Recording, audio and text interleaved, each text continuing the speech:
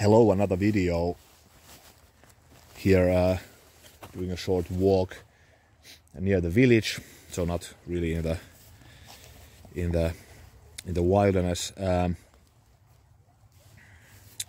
spring is really getting along nicely. Not too much sun, so really cloudy and foggy days, but the snow has melted quite nicely, and it's for this week they promised like really nice sunny days, so I think the snows are going to be melting away really fast. So I think it's going to be kind of an early warm spring maybe. Yeah, but I have a very special knife to show you. This is the Wright Lagom. Very nice. And what makes this very special is this. So I got this as a present from a friend, and he did the laser engraving of my channel's name there. So unbelievable. So I'm just totally speechless. What a gift. Unbelievable. Yeah, and this is kind of a interesting knife. It's one of those knives that that I noticed that I want to grab with me. I've been talking about that in the channel, that sometimes it's kind of strange, like with certain knives, I just grab them with me. They may not actually be even that perfect, like the grinds or steels or whatnot, but they just have something that I take with me. Like, for example, Peltonen Sissipukko is one of those, and there's many knives that I just kind of I'm drawn to those knives, and this is definitely one of those. And just like today, I'm just doing here a casual walk, and have this as my EDC often, like the whole day. This has been a whole day on my belt. And did many fires already with this one. Scrapes very nicely, by the way, like LT Wright does. Fire steel, like I think never owned the knives that has so sharp the spines. Yeah. So this is a interesting design. I don't have a knife like this in my collection, definitely not. So this is kind of an American style pukko, really, like a kind of dedication to American homage or respect to Nordic knife designs. So this is definitely a Nordic knife. It's really a North American pukko. Full tang, of course, which just gives this a bit more like a robust survival knife feel, although it's quite nimble and well, not light on the hand like pukko, but compared to many other knives, so quite light on the hand, really. And the name, it's very interesting. The name is Lagom, and that actually is in my opinion, really couldn't be more fitting name actually for this, because it means roughly like to have something enough, like just the right amount of something. And it's kind of famous concept, really, of almost like you would even say like of Swedish mentality or Nordic mentality in general. Like, you don't like need to have, like, I don't know, the biggest autos. You don't need to have the biggest everything and whatnot. You don't need to be super rich. It's just you have right amount for a good life. I think that's very like Nordic idea in general. And kind of fitting for this knife, really, because this is everything is really kind of Lagom with this one. It has a blade length which is kind of very standard, like pukko blade length. You have just enough room, like just enough length that you can do some kindles, you can do some light batoning with this. But then it's very nimble for carving or finer tasks. It's not too thick, also, which I like with LT Wright. It's not exaggerating with the thickness. Scandi grind, kind of lowish, kind of low Scandi grind, but it works with this one. Yeah, the handle, I have to say I like this handle a lot. It's kind of typical, has many typical elements, let's say, of Puukko, although it's not standard, I wouldn't say, but for example here you have a bit of a, the highest point is here of the handle, and then it tapers down here. You have a very nice control with it for carving, and still you have enough thickness here. So I've been doing push cuts, I've been doing feather sticks, and I don't have hot spots with this one. It allows really many positions in the hand.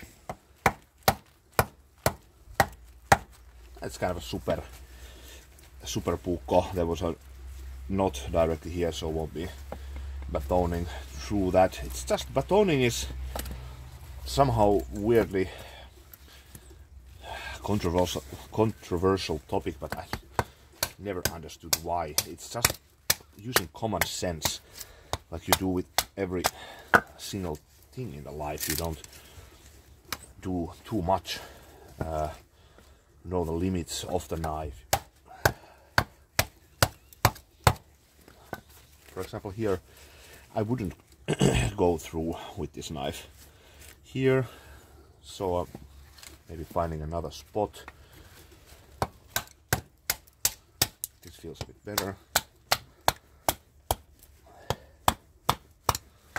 Immediately liking this a lot. There's no shock from the batoning at all. Feels the palm very nicely, so with the gloves on, very nice. Maybe one piece still here. And the good thing is, of course, with this kind of a bit more robust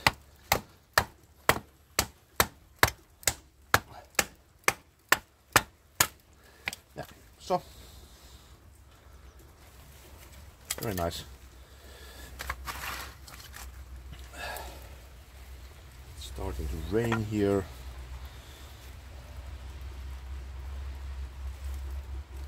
It's a very robust knife, and like I said, like, it's so comfortable on the hand. It really is. So they, once again, LT Wright doing fabulous job with the, man, it's nice. It really is fantastic, the handle. And I'm ranting and raving always about handles, but I just feel like the knife can do worse feathers, but when the handle is good, I rather use that one. So let's check the feathers. Yeah, and I just feel like there's no fatigue on the hand. Very much liking the handle.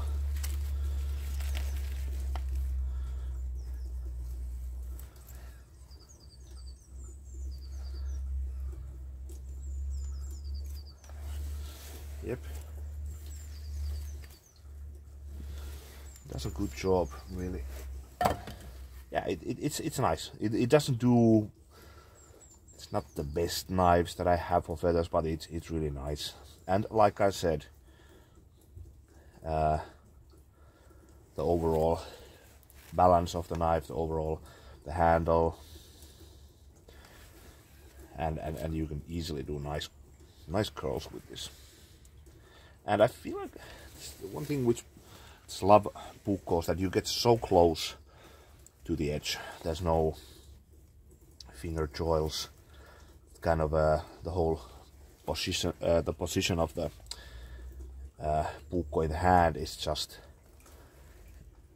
geared towards making a good woodwork.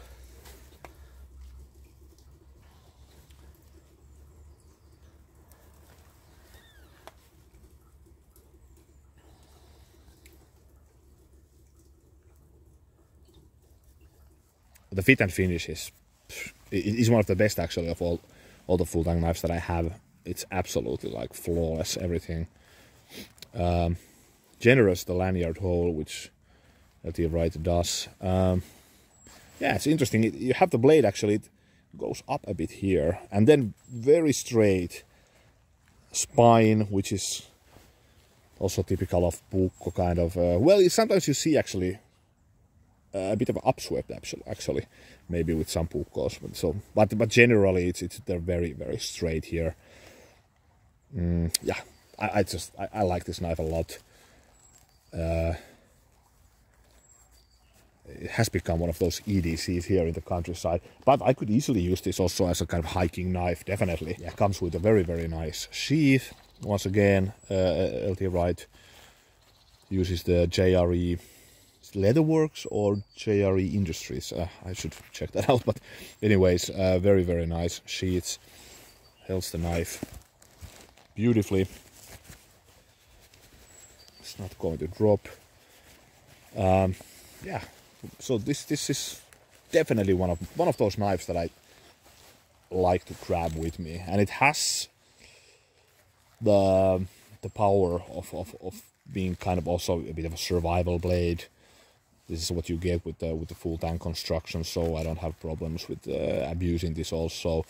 But yeah, this is very, very special knife. It goes to my collection as one of my sort of grail knives, honestly. So goddamn nice. And with Kotic Fractura, I love the Middle Ages and history, so that couldn't be more fitting. Yeah, beautiful. Okay, but hey, I'm continuing here, and have a nice day, everybody, and see you later.